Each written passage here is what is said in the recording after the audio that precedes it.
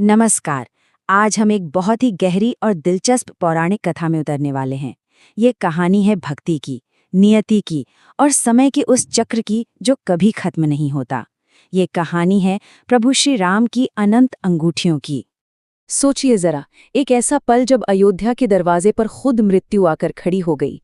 जी हाँ, यमराज इंतजार कर रहे थे, क्योंकि त्रेता युग खत्म हो चुका था और प्रभु श्री राम का धरती पर समय पूरा हो गया था। लेकिन एक बहुत बड़ी अड़चन थी और यहीं से ये पूरी कहानी एक बड़े सवाल के इर्द गिर्द घूमती है। सवाल ये है कि क्या किसी की बेइंतहा भक्ति, जो उसकी सबसे बड़ी ताकत है, वही कभी नियति के रास्ते का सबसे बड़ा रोड़ा बन सकती है? तो चलिए भक्ति और नियति के इस अनोखे टकराव को जरा और करीब से समझते हैं। तो हुआ ये कि एक तरफ तो थी नियति और दूसरी तरफ थे हनुमान। हनुमान जी का प्रण था कि वो अपने प्रभु पर कोई भी आंच नहीं आने देंगे, चाहे कोई भी आ जाए। और जब खुद यमराज आए तो हनुमान जी ने उन्हें भी अयोध्या के गेट पर ही रोक दिया। सोचिए, उनकी भक्ति में इतनी शक्ति थी कि पूरा ब्रह्मांड जैसे थम सा गया, समय का पहिया ही रुक गया। अब श्रीराम तो सब जानते थे। वो देख रहे थे कि उनका सबसे बड़ा रक्षक ही आज उनकी सबसे बड़ी बाधा बन गया है। और वो ये भी जानते थे कि वो अपने सबसे प्यारे भक्त को सीधा सीधा आदेश नहीं दे सकते, क्योंकि भक्ति आदेश नहीं मानती, वो तो बस प्रेम जानती है। तो उन्हें एक दूसरा रास्ता निकालना पड़ा, एक लीला रचनी पड़ी। और यहीं से शुरू होती है वो दिव्य लीला, वो अंगूठी का खेल, जिसे श्रीराम ने इस मुश्किल को हल करने के लिए रचा था। योजना देखने में तो बहुत सीधी सादी थी, लेकिन इसका मतलब बहुत गहरा था। राजसभा चल रही थी और प्रभु श्री राम ने जानबूझकर अपनी अंगूठी गिरा दी। वो अंगूठी लुढ़कते हुए जमीन की एक छोटी सी दरार में जा गिरी। उन्होंने हनुमान जी से उसे लाने को कहा। अब हनुमान जी के लिए तो प्रभु का आदेश ही सब कुछ था। उन्होंने एक पल भी नहीं सोचा, फौरन अपना रूप एक मधुमक्खी जितना छोटा किया और उस दरार में उतर गए। हनुमान जी ने तो सोचा था कि ये बस कुछ ही पल का काम है, लेकिन वो छोटी सी दरार, वो उन्हें एक ऐसी दुनिया में ले जा रही थी जिसकी उन्होंने कभी कल्पना भी नहीं की थी। वो पहुंच रहे थे नागलोक, सर्पों के रहस्यमयी साम्राज्य में। उनका नीचे जाना जारी रहा।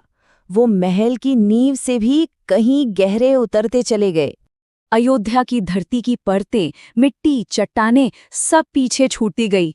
वो एक अनजाने अंधेरे में बस गिरते ही जा रहे थे। और आखिर में वो एक ऐसी दुनिया में पहुंचे जहां सूरज की रोशनी नहीं थी।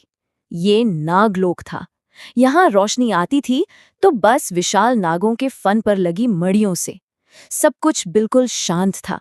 ऐसा लग रहा था मानो यहां खुद समय भी बहुत धीरे धीरे सांस ले रहा हो। और इसी रहस्यमयी नागलोक में हनुमान जी को एक ऐसा सच पता चलने वाला था जो समय, ब्रह्मांड और अस्तित्व के बारे में उनकी पूरी की पूरी समझ को हमेशा के लिए बदलने वाला था।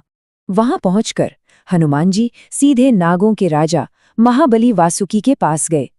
उन्होंने बड़े आदर से अपना परिचय दिया और आने का कारण बताया कि मैं प्रभु श्री राम का दूत हूं और उनकी एक अंगूठी यहाँ आ गिरी है, मैं वही लेने आया हूं।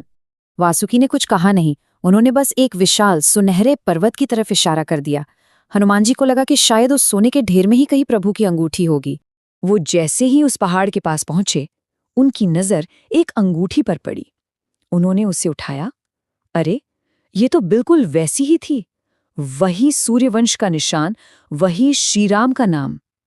उन्हें एक पल के लिए लगा कि चलो, काम हो गया।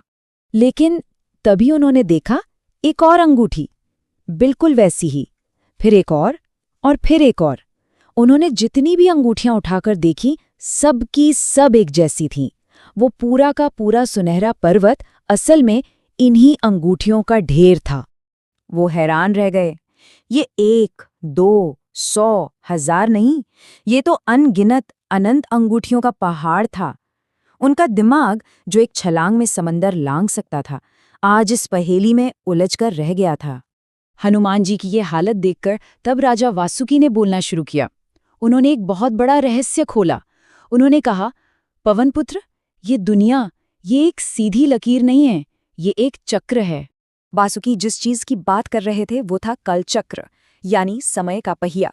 एक ऐसा पहिया जिसमें ये ब्रह्मांड बार बार बनता है, कुछ समय तक रहता है और फिर खत्म हो जाता है, और फिर से बनता है। और इसी पहिए के अंदर रामायण की कहानी भी बार बार हर युग में दोहराई जाती है। तो इसका मतलब ये हुआ, और ये समझना सच में दिमाग घुमा देने वाला है, कि हर युग में एक राम जन्म लेते हैं, हर युग में एक हनुमान उनकी ऐसी ही भक्ति करते हैं, और हर युग के अंत में जब राम के जाने का समय आता है तो उनका परम भक्त हनुमान उन्हें जाने से रोकता है। इसीलिए हर बार राम अपनी अंगूठी गिराते हैं और हर बार एक हनुमान उसे ढूंढते हुए इसी नागलोक में पहुंचता है। ये जो पर्वत है, ये उन्हीं सब हनुमानों द्वारा ढूंढी जा रही अंगूठियों का ढेर है। ये सब जानने के बाद कहानी अपने असली मोड़ पर आती है, जहां हनुमान जी को उस कड़वे सच को स्वीकार करना पड़ता है। अब हनुमान जी की आंखों के सामने सब कुछ साफ हो गया। वो समझ गए, अंगूठी ढूंढना कोई काम नहीं था, ये तो एक संदेश था। प्रभु ये कहना चाह रहे थे, हनुमान, मुझे लोको मत, नियति को, समय के इस बहाव को, उसे बहने दो। हनुमान जी ने वहां से कोई अंगूठी नहीं उठाई। वो खाली हाथ ही वापस धरती की तरफ लौट चले, और जब वो महल की उस दरार से बाहर आए तो उन्होंने देखा कि सिंहासन खाली था। उनके प्रभु श्री राम सरयू नदी में समाकर अपने धाम लौट चुके थे। लेकिन हनुमान जी शोक में नहीं डूबे। वो समझ गए थे कि वो किसी व्यक्ति को नहीं, बल्कि एक पल को रोकने की कोशिश कर रहे थे, और समय को तो आगे बढ़ना ही होता है। तो इस युग की कहानी यहाँ खत्म हुई, लेकिन कथा तो चलती रहती है, क्योंकि वो काल चक्र तो घूमता ही रहता है, और इस ब्रह्मांड में कहीं ना कहीं, किसी और दुनिया में, किसी और युग में एक अंगूठी अभी भी गिर रही है।